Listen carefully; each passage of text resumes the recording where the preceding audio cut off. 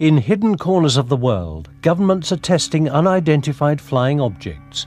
But are they of extraterrestrial origin? This is, indeed, an unidentified flying object. Are classified radical aircraft designs responsible for many UFO sightings? It may be the biggest story in history. Does the American government possess 9 alien spacecraft? Potentially, a person seeing one of these aircraft could think that it wasn't an aircraft, it was a spaceship. Is it test flying them to reveal the secrets of interstellar travel? Repetitive pulsing, booming noise, like somebody unzipping the sky. But beware, not all is as it seems. What is the truth? Discovery's cameras will show you a base that does not exist officially. Everybody loves a base that doesn't exist. Aircraft that don't exist. All we can really say is it was traveling faster than the speed of sound. And a man who says he worked for the US government involving 9 flying saucers or flying discs altogether. With us, enter the deep black world that is Dreamland. Aircraft are often confused with UFOs. I've seen it before. You've had UFO enthusiasts and stealth watchers in the same area. And when they see a light, someone who is an enthusiast and knows what aircraft look like automatically says, oh, well, look, it's a B-1 bomber. But for someone who is a UFO enthusiast and wants to see a UFO, that light automatically becomes the mothership. In 1992, Steve Douglas was filming military air exercises at Roswell, New Mexico.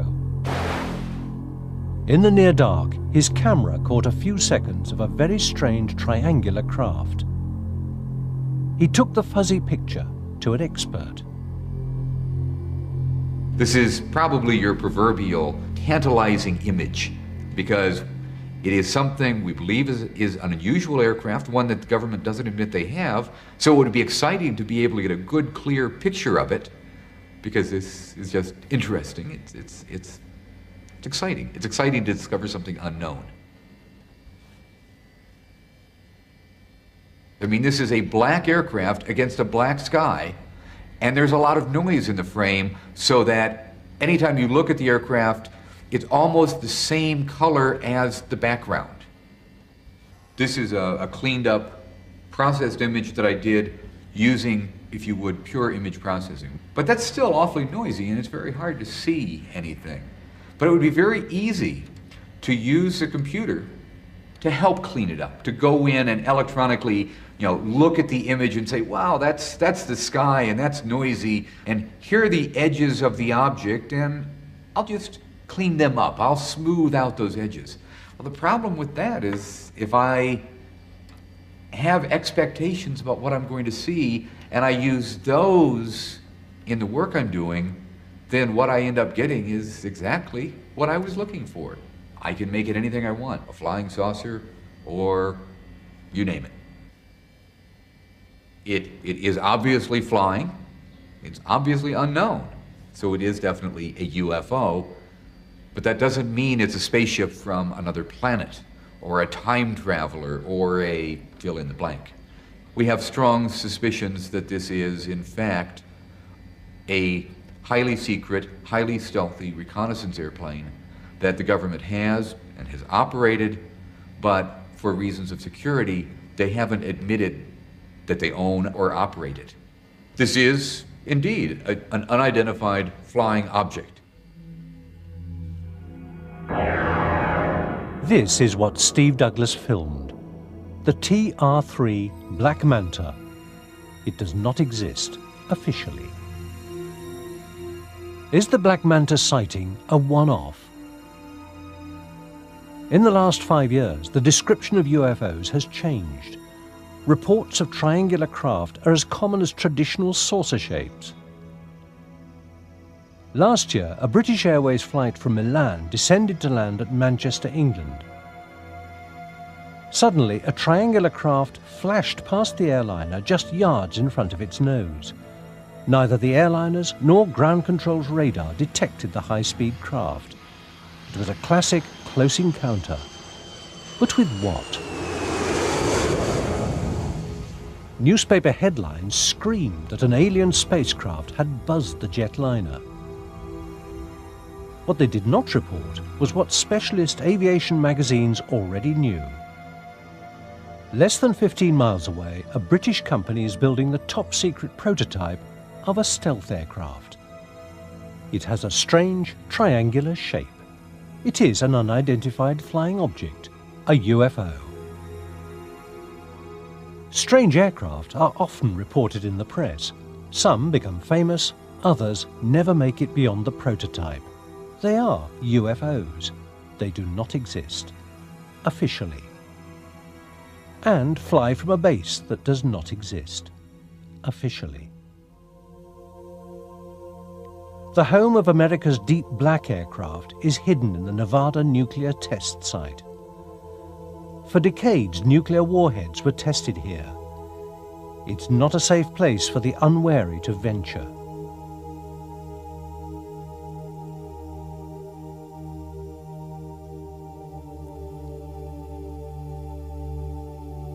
Las Vegas is nearby, but the tourists play unaware of the black world hidden over the horizon.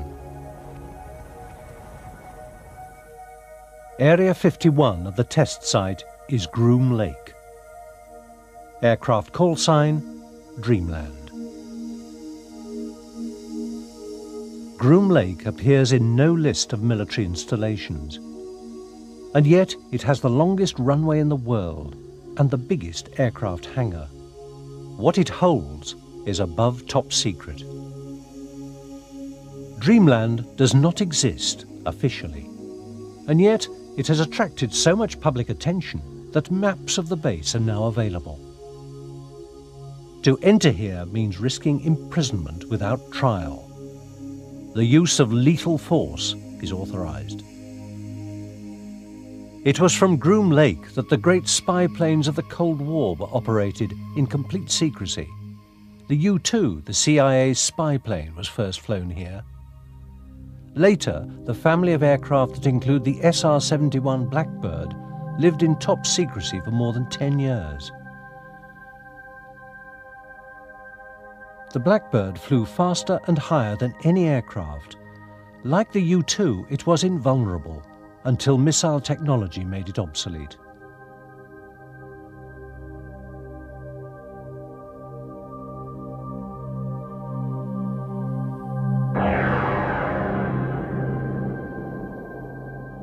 Unknown to the general public, the stealth fighter was tested here.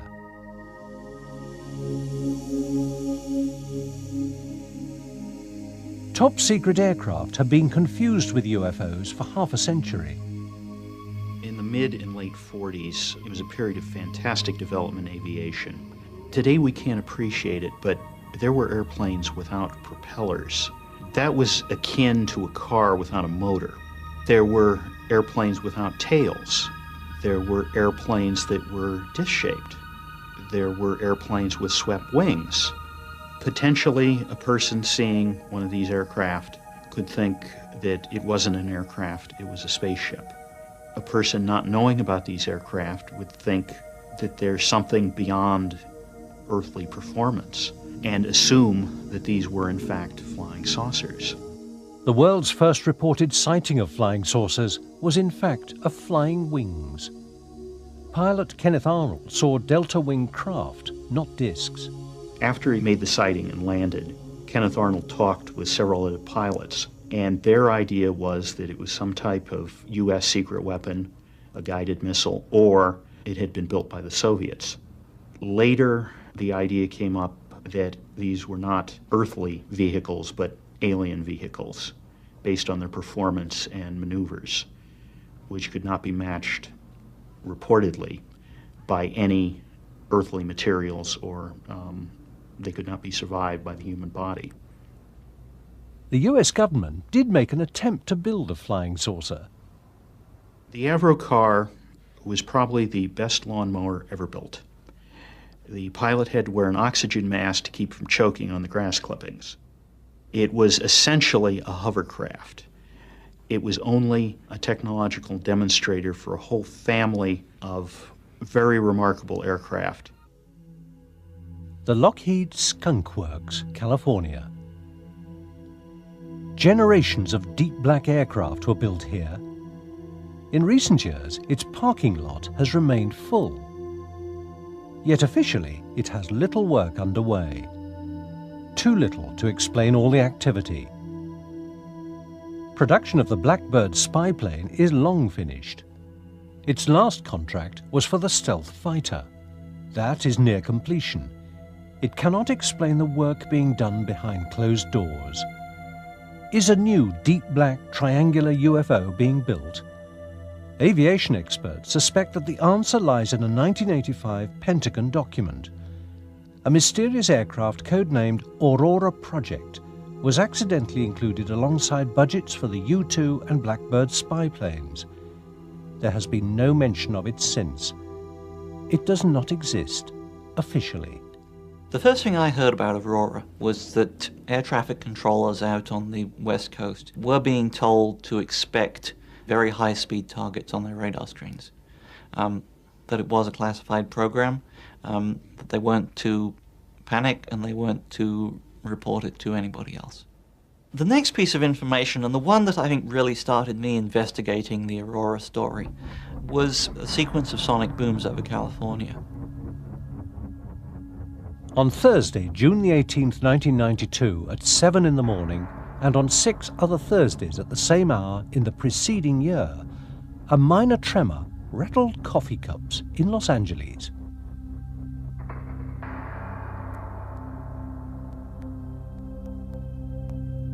Spurred on by telephone calls from worried residents, Jim Morey of the US Geological Survey set out to discover what was causing this unusually punctual earthquake. At his disposal is a network of seismic recording stations. He quickly established that it was a double sonic boom from a supersonic aircraft. Morey compared the signature of the aircraft's sonic boom with the patterns produced by those of the space shuttle landing outside Los Angeles and by the SR-71 Blackbird on its world speed record transcontinental flight in 1991. It was completely different. The size and spread of the boom is unique. We actually have quite a few sonic booms in Southern California.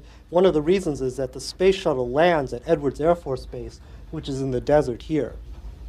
It's possible to tell the direction, the speed, and the height of the object that's producing the sonic boom if you have good instrumental recording. So for these mystery booms that we saw, it's clear that they are flying offshore. Because we don't have any stations there, we don't have very much data, so we really couldn't get an accurate estimate of how fast that particular object was traveling. All we can really say is it was traveling faster than the speed of sound. And one of the possibilities that it could be meteorite, and there are instances of meteorites producing similar booms. Obviously, though, a meteorite happening every Thursday morning seems a little unlikely. The breakthrough came when Bill Sweetman received an eyewitness drawing of what could only be the Aurora. I'd written a couple of Aurora stories suggesting that the evidence was accumulating that something was out there. And I received in the mail a sketch and a note from a man named Chris Gibson. This eyewitness is one of the best in the business. Chris Gibson was a member of Britain's Royal Observer Corps. He was part of their elite international recognition team, one of the top military aircraft observers in the world. One day in 1989, whilst working on an oil rig in the North Sea, a colleague called Chris outside. There was a formation of 4 aircraft. The lead aircraft was a KC-135 Stratotanker, and off its port side were 2 F-111 fighter bombers.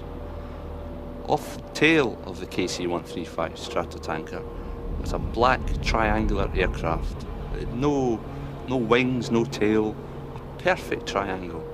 And there's nothing that I've ever seen before looked like that, which was an unusual occurrence because I'm trained in instant recognition by the Royal Observer Corps, and if I didn't know what it was, it's not in any books. This shape and the sonic booms told Bill Sweetman a great deal. If you're looking at an aircraft that is designed to fly at what's loosely called hypersonic speeds, that's 5 or 6 times the speed of sound or upwards, there are several things that become absolutely essential. One is that you require a very high degree of sweep back on the wing leading edges. Otherwise, you start getting into severe problems with drag and aerodynamic heating. As you go into this very slender shape, you still need to have a lot of volume in that shape for fuel, for propulsion, for crew. And the best way to provide that is to blend the wing and the body together. You get a very characteristic, highly blended triangular shape, which is, in plan view, identical to what Chris saw.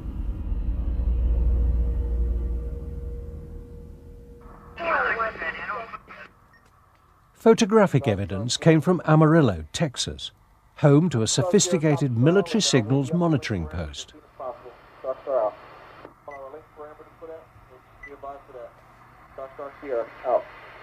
I think it was March 23rd, 1992. I was back here in my office when the house was shook by what sounded like a large sonic boom. I'd heard a lot of sonic booms before, so I know how they sound, but this one seemed to continue. It wasn't just a crack boom and left. It was a rather large shudder that you could feel in your chest, and the windows vibrated. And that's when I saw this very high-speed aircraft flying over the house at an incredible rate. I grabbed my camera, knowing it was something different, especially because of the way the contrail worked. The Donuts on a Rope contrail is produced by no conventional aircraft. Its engine noise is also unique. It's a deep, thrumming, regular pulsing, booming noise, like somebody unzipping the sky. You feel it more in your chest than you hear it. It doesn't sound like a jet. It doesn't sound like a rocket. It's just very unique and an amazing sound. The Donuts on a Rope contrail has been reported from around the world. This never-before-seen footage was taken by an amateur cameraman from a transatlantic passenger jet. It's very hard to hide an aircraft like the Aurora.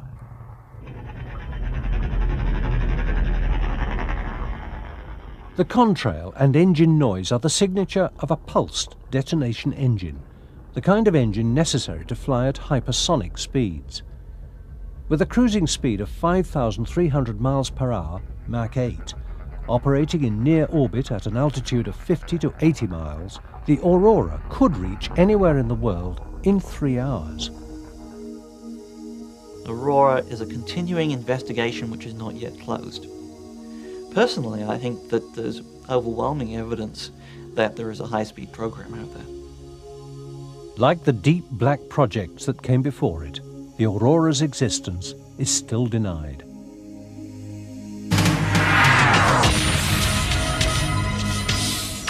However, anyone can fly alongside it on a computer game.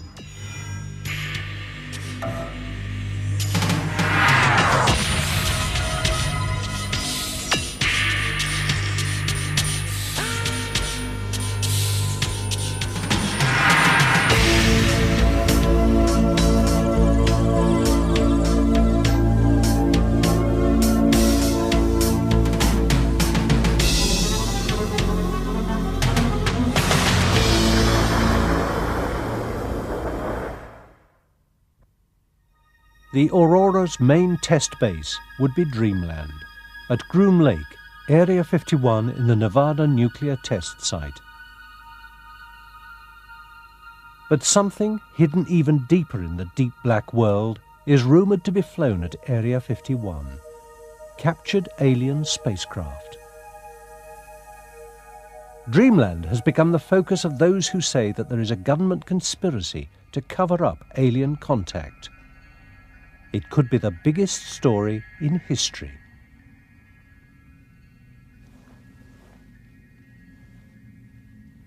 From a distant mountain top, one man keeps a vigil over Dreamland.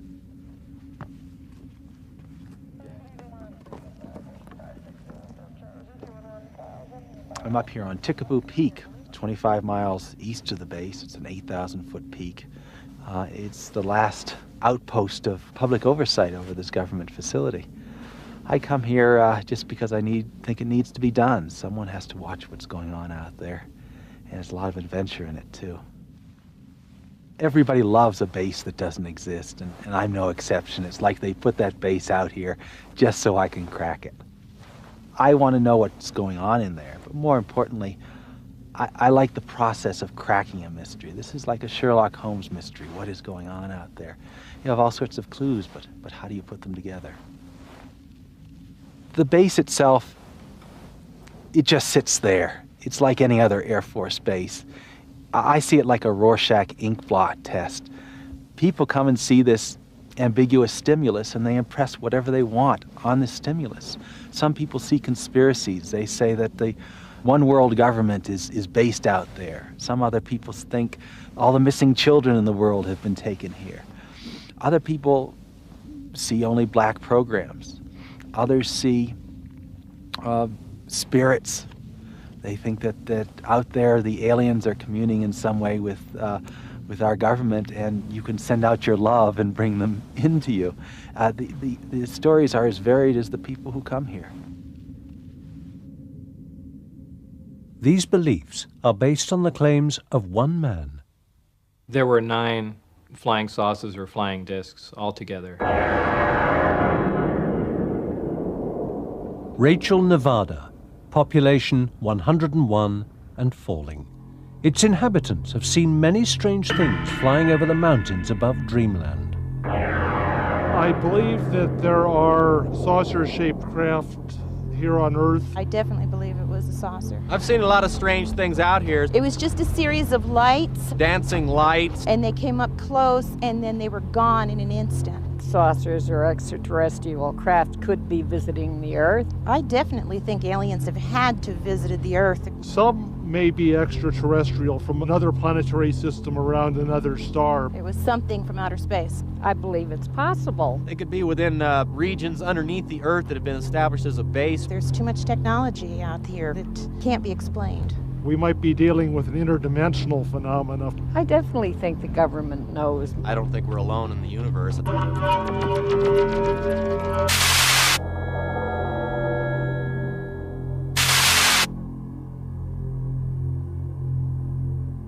Beyond Groom Lake is Papoose Lake, Area S4, alleged home of a flying saucer base.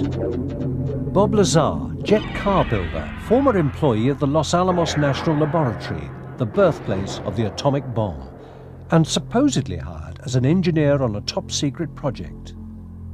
I was under the impression I was going to be working on an advanced propulsion system, which was right up my alley, and I was very excited about it. And I was led to believe it was going to be some sort of field propulsion system, which in fact it was, but I had no idea of the implications of what they were talking about. Lazar says he was flown from Las Vegas to Groom Lake, put on a bus, and driven to Area S4, Papoose Lake. We drove up, the hangar door was open, and there was a flying saucer. I got out, was led purposely through it, and I was told to keep my eyes forward and walk straight, and it was kind of a mental torture because it was a fantastically interesting thing here, but I was under the impression that this was something that we had developed. And in fact, I remember even laughing to myself that this answers all the ridiculous UFO sightings. We have been making these things all along, test flying them, and everyone's been thinking they're flying saucers from another planet. And I thought, wow, this is great. In fact, they even had a little American flag stuck on the side of it, which I thought was a nice touch. Bob soon discovered that the saucer was of alien origin. It was still some time later that I was actually let inside it, and it became extremely obvious that this was something we didn't make. Because only then, after seeing how small everything was inside, that it was obviously never made to hold a human. And they basically came clean with what we're doing is back engineering this because we want to find out how it was made. And that pretty much says it wasn't made here. The disc itself was in 3 levels. The upper level, which I never got to go on. The middle one where you enter, and then there's a lower one where the gravity amplifiers hang down and you can have access to the bottom part of the craft. It's a very eerie feeling to be in there. There are no obvious control panels or switches. The only things sticking up out of the ground were 3 chairs, the reactor itself, and the actual gravity amplifiers, and underneath them were the other components to the propulsion system, but that's about all that was in there.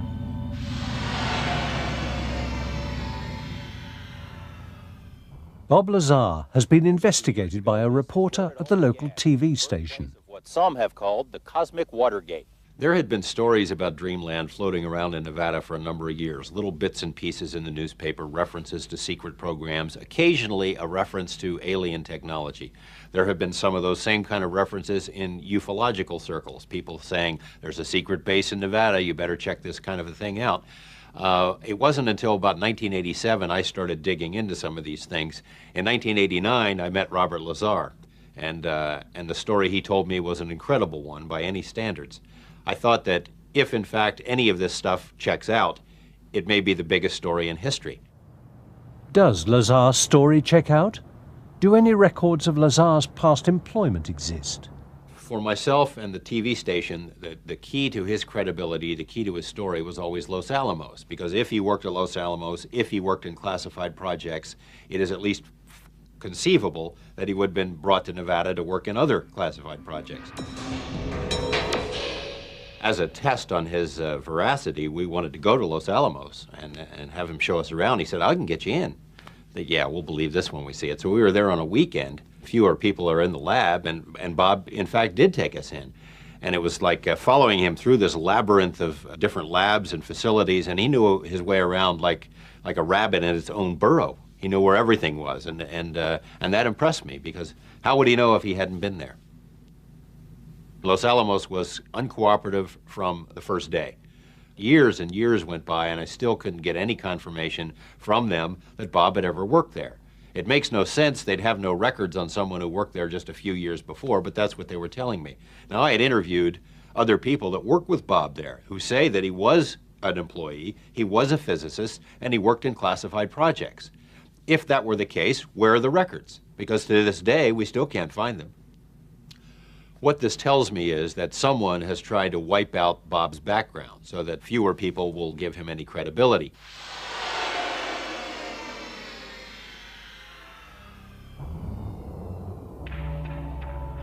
Lazar's first few days at the secret base were spent reading briefing documents, whilst under guard. These made clear that the government possessed detailed knowledge of the aliens. It was clear that the spacecraft was not a recent acquisition. It seemed like they had been working on it for at least a couple of years, but it could have been 20 for all I know.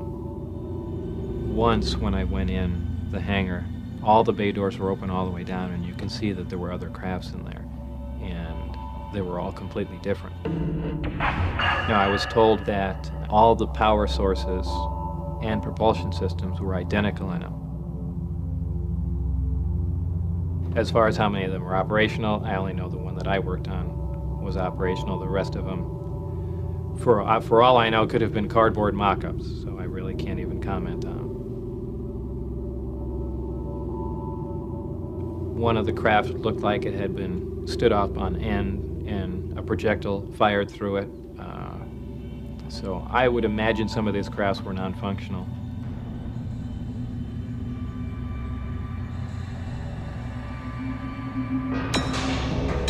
There were 9 flying saucers or flying discs altogether. George Knapp persuaded his TV station to put Bob Lazar through a polygraph test, a lie detector. Did you knowingly lie when you said you had actually seen anti-gravity propulsion in operation? No. 4 separate tests were performed by 2 different investigators. The results were inconclusive. Lazar passed 2 and failed 2. One of the investigators is still shaken by what he heard. I was looking for all the little sign, the body language, if you will. There was tremendously positive eye contact. There was no fidgeting around, and he never deviated. We covered it several different ways. I asked the same question several different ways, and his answers were always the same. Hooking up, going through the test, then started the emotional roller coaster that I experienced that night. And it's something that I can honestly say has changed my whole outlook on things. We started the first test, and it went exactly the way I thought it might. He was not doing well. He was reacting to the relevant questions more than he was to the control type of questions, which is indicative of a person who is deceptive, because it's showing an emotion that he does not feel comfortable with his answers. These questions bother him. It was basically, have you ever observed a saucer-shaped craft fly out at Area 51? And that was asked, I think, 2 or 3 different times. The second chart we ran was on another question dealing with the gravity amplifier or an antimatter reactor as part of the powertrain. About halfway through that test, I'm looking down, and all of a sudden the realization sets in that I'm looking at a probable, truthful result. And I mean, I'm getting chills right now talking about it because that's what I got. Bob Lazar appeared to be truthful when he described how the craft's reactor functioned. We weren't precisely sure how everything worked, but we had a rough idea. Starting from the reactor, it reacted an extremely heavy element, but stable, that isn't found on Earth, and we placed it on the periodic chart as element 115. This provided the basic gravity wave and electrical power to run the craft. The gravity amplifiers that were located in the craft amplified that wave, and it was phase shifted, in other words, put out of sync, and that was expelled from the bottom of the craft. And the Earth and all matter puts out its own gravity wave, and this put out a wave that was an opposite to it and caused lift. In other words, it wasn't squirting out fire, exhaust, compressed air, or anything that we would imagine would propel something. It was a field propulsion system. It was something you really couldn't sense, but would lift the craft. Field propulsion can be demonstrated with 2 magnets. Set one way, the magnet's poles will attract. Set the other way, the magnets will repel each other. Lazar says that the craft used gravity waves to repel and attract through space. Using earthly materials and state-of-the-art technology, we could not possibly duplicate one of these systems. Not even close. What we're seeing was a total annihilation reactor, a reactor that reacted matter and antimatter, which is something we really haven't even touched on. We know this is possible. We know we have fission reactors. We're currently trying to develop fusion reactors that produce energy like the sun does, but we haven't even thought about working on antimatter reactors, which is 100% efficient. And here was a working model of it, not just a working model of it, but it was small. It was something that a person could lift. And we're looking at something that you can hold in your hand and puts out more power than our full-size nuclear power plants. So this wasn't just a little bit advanced from our technology. This was something big. Did Bob Lazar work out at Area 51? There is no hard evidence. Is Bob Lazar a qualified scientist? Is what he says in interviews accurate? Lie detector tests were inconclusive. An investigation by one man, Tom Mahood, an engineer from California, found flaw after flaw in Lazar's statements. But at first, he found Lazar convincing. About 3 years ago, I hooked up with the internet. I started exploring, and I came across Bob Lazar's story. And I really found it fascinating. The way he told his story seemed to ring of truth, and there were a lot of little details that he had on his stories that I found just utterly fascinating. It kind of captivated me. There was a couple times I woke up in the middle of the night disturbed. I mean, I really believed that story. It seemed that credible to me. First thing that started kicking things off for me was that I don't live that far from Caltech, and Lazar claimed as part of his story that he had attended Caltech and had his records erased. I thought, well, this is an interesting possibility for me to look into it and see if I could find any trace of Lazar at Caltech. And I thought the easiest thing to do to check on him was just to go through all the Caltech annuals for about a 10-year period, and I literally went through every page looking for a picture or a reference to Bob Lazar. Now, it could be that he might be erased from the school records, but it's unlikely somebody's actually going to come in and replace a college yearbook. So I went through it and didn't turn anything up, and at that point I'm starting to think, well, maybe he does have a degree in physics, but for some reason he doesn't want people to know where it's from, and then he's just concocted a Caltech story. So I started having a few doubts at that time, but it still seemed like a fairly credible story to me. Lazar claims a university education, but gives no hard evidence. Bob wouldn't be the first person in the history to lie about his education in order to get a job. But the only records that he went to school anywhere is one electronics course at a junior college. And it doesn't make sense that someone with that level of education would get hired to work at the places where he worked. Fairchild Industries in a highly technical position, and later Los Alamos in a highly technical position. He had to get educated somewhere. If you've been to his house, if you see what he does with computers, you know he's as an intelligent and educated man. Where did that education come from? I look at, for example, MIT, and although Bob can't come up with any names of professors, he can't come up with any names of students, I ask myself, could a school like MIT wipe out his records? Well, I don't know. I mean, they get tens of millions of dollars a year in defense contracts. They've worked with the CIA in the past on this very UFO question. Could they do it? Would they do it? I think it's possible. Bob says that he was sacked after he made a blatant breach of security. The craft that I worked on was tested quite often. Most of the tests occurred on Wednesday nights. They were never taken out of the atmosphere. They were barely taken over the mountain range. You have to look at the fact that this was their prized possession, that they were just learning how to use, and they weren't about to lose it.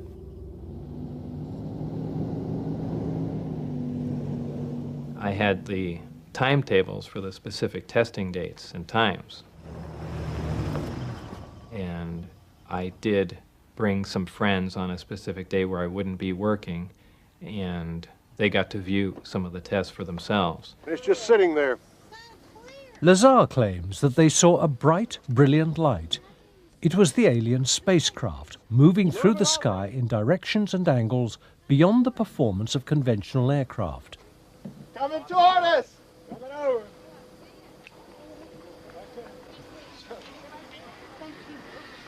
Holy moly, my heart is pounding. Look at that. Is that beautiful? Is it beautiful? Now, we weren't in the base. We were still 10 miles away from it. But even out at that far, there was still a reasonable amount of security. And we were able to see quite a few things. And as time went on, we became lax and eventually got caught. The day after I was caught, I was supposed to show up for work. However, they had me debriefed at an Air Force base north of Las Vegas. That's where a lot of the friction began between myself and the people there. They pointed weapons at me, yelling in my face at a close distance. I mean, they were as angry as you could be without hurting someone. They threatened my life. At the time, they threatened my wife's life, past employment records, places I've been, places I've worked, people I had worked with. All this information began to disappear, and I actually began to be concerned that perhaps they were going to do the same to me. I thought it became necessary to see one of the people on a local news station, because I thought if it went on the news, they couldn't make me completely disappear. It would look very suspicious if all of a sudden this person, released these claims and then he disappeared himself. So it was kind of an insurance policy for me. Well, there's several, actually 9 flying saucers, flying discs, that are out there of extraterrestrial origin. After Lazar broke the story on the spacecraft, he was arrested and charged with pandering, helping to run a brothel in Las Vegas. When Bob came and told me that he was involved on the outskirts of this illegal brothel operation, I saw my professional life flash before my eyes. I was very upset. I had written and developed a computer system so a local brothel could run efficiently in town, and that is, in effect, against the law. No one had been prosecuted for that since the 1800s in Nevada. In fact, this was the first case since then, and And strange for a little case like that there'd be FBI personnel and things like that at the hearing. So was there a push on to create a lot more furor than necessary? Sure, I'm positive there was. They looked at that as something to discredit me. What Lazar omits to say was that he was tapping into the state vehicle registration database, looking for undercover cops. He should not be so surprised that the police wanted to prosecute with utmost vigor. We all know smart people who've done stupid things. If Einstein were arrested for drunk driving, I don't think it would reflect negatively on the theory of relativity. But Bob is, by nature, a rebel and a loner. He's got a pirate skull and crossbones flag on his house. He likes machine guns. He races jet cars. He builds outlaw fireworks shows. He does things out of the mainstream, and that's the sort of thing that would appeal to him. That doesn't mean he's not a scientist. It doesn't mean he didn't work at some of the places where he said he worked. I suspect that, some people are never going to believe him one way or another. The difficulty you're in is, how do you prove a negative? If he didn't work there, you can't prove it for sure, ever. If he did work there, the way to prove it is the kind of records that are either non-existent anymore or at least not accessible to people like myself.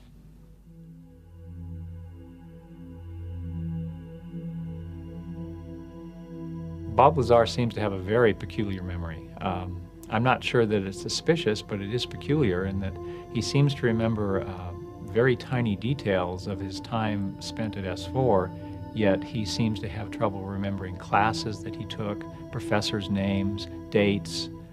A lot of his past seems to be faded from his memory, but not S4. On paper, I think Bob Lazar comes across as a complete fraud. Yet I've talked to enough people and I know enough stories about things that have gone on in Area 51 that my gut feeling is that the guy was there. Whether things happened precisely as he said, I can't be sure. Should we believe Lazar's story, Tom Mahood has discovered that he did work at Los Alamos, but only for a civilian subcontractor. He was not a research scientist. He was a junior technician working on open civilian projects. Bob Lazar has been caught out lying about his past. Until we have some hard evidence, perhaps we should recall what Einstein said. Whoever is careless with the truth in small matters cannot be trusted in important affairs. I believe the operation moved a short time after I went forward with it, possibly in 90 or 91. Where they are now, your guess is as good as mine.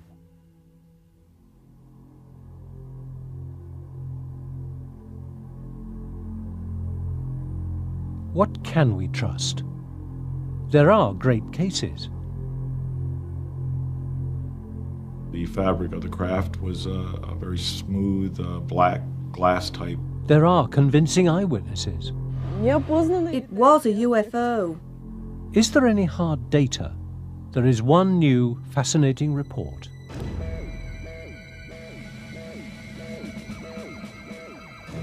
On May the 5th, 1984, an alert was triggered at the North American Air Defense Command.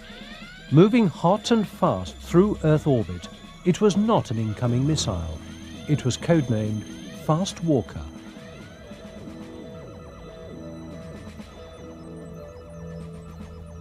Floating in Earth orbit are the satellites operated by the US Defense Support Program.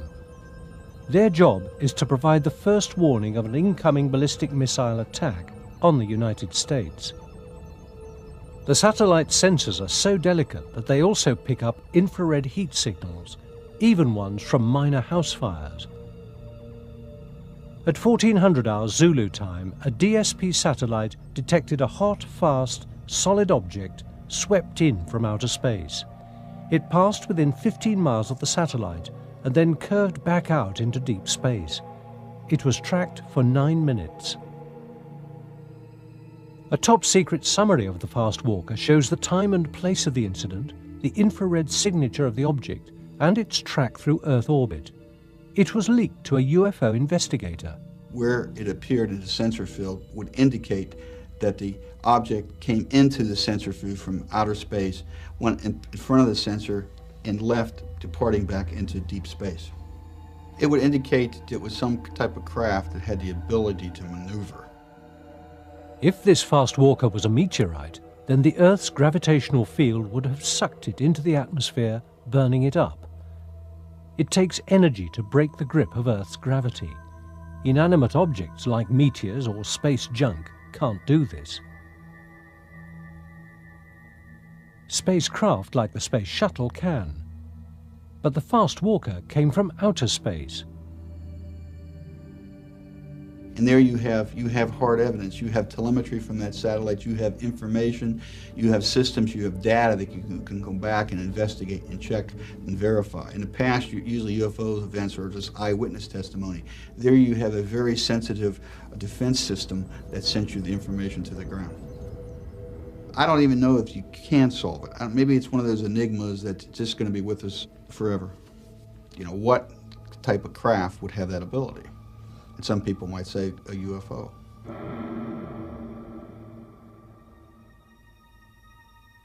Is anyone out there? An astronomer has estimated the number of civilizations likely to have existed in the universe. You take the rate of star formation in a galaxy and the fraction of stars with planets. Estimate the proportion of planets which could support life.